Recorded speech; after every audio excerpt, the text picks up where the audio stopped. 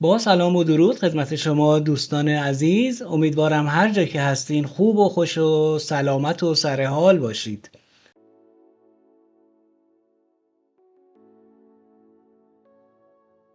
امروز با یک مسئله ماد در دو حرکت دیگه اومدم خدمتتون. اطلاعاتی اگر بخوام بدم خدمت شما اینه که این پیاده رو به پایین حرکت میکنه و این فیل سیاه آچمزه و نمیتونه حرکت بکنه و این اسب هم داره از این فیل حمایت میکنه. پس لطفاً چند لحظه ای وقت بذارید، ویدیو رو پاس کنید، فکر و بررسی بفرمایید و برگردید. با خوش آمد مجدد. خب پیداش کردین؟ مسلماً خیلی سخت نیست، سخت ترین پازل نیست، ولی قشنگه. پازل کوچولو و جمع و جور و خوشگلیه. منظورم اینه که شاید اون چیزی که در نگاه اول یه دفعه بتونید پیداش بکنید ممکنه که نباشه.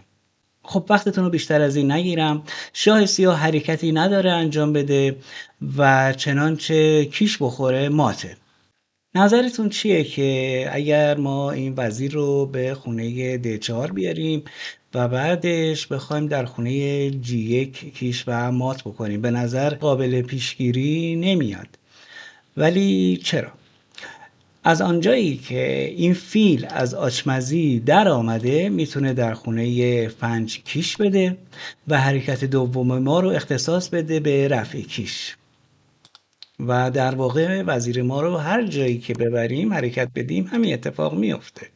نتیجه اینکه ما وزیر رو نمیتونیم از عرض اول حرکت بدیم. به نظر میاد که الان سیاه در وضعیت زوگزوانگ قرار داره و اگر ما یک حرکت انتظاری مثلا فیل 3-5 بازی بکنیم شاید بتونیم سیاه رو در حرکت بعد مات بکنیم. خب ما اسب رو بر زوگزوانگ قرار دادیم، الان چنانچه سیاه اسبش رو حرکت بده ما در حرکت بعد کیش و مات میکنیم. منتها چیزی رو که ما توجه نکردیم اینه که سیاه به جز اسب یک پیاده هم داره که میتونه حرکت بکنه و در این صورت ما دیگه کاری از دستمون بر نمیاد. پس نتیجه میگیریم که حرکت فیل ما حرکت اشتباهی بود. خب به جز فیل و وزیر دیگه چی داریم؟ بله شاه. بله حرکت درست حرکت با شاهه و اون حرکتیه که زیاد هم از شاه سیاه دور نشه. بله حرکت بسیار زیبای شاه G3. حالا ببینید زوگزوانگ برای ما چه کار میکنه. این فیل سیاه که هنوز آچمزه اگر پیاده حرکت بکنه در حرکت بعد وزیر اچشت کیش و مات، با توجه به اینکه این خونه G1 هم تحت کنترل ماست.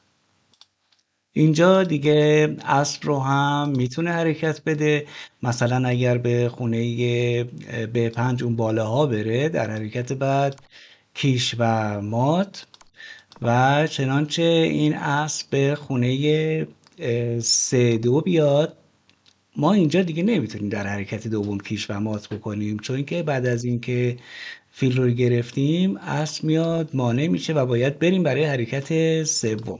ولی یک جای خوب دیگه داریم که بریم در حرکت دوم کیش بدیم و مات بکنیم و اون حرکت وزیر A8 هست. ببینید چقدر زیبا طراحی شده. البته ما این حرکت وزیر A8 کیش و مات رو مدیون حضور این اسب در خونه C2 هستیم که این فیل رو بلاک کرده، وگرنه میتونست فیل به خونه E4 بیاد و جلوی مات در حرکت دوم رو بگیره. امیدوارم که از این پازل هم لذت برده باشید. از اینکه تا پایان ویدیو همراه من بودید بسیار سپاسگزارم از شما. پس تا روزی دیگر و پازلی دیگر، بدرود.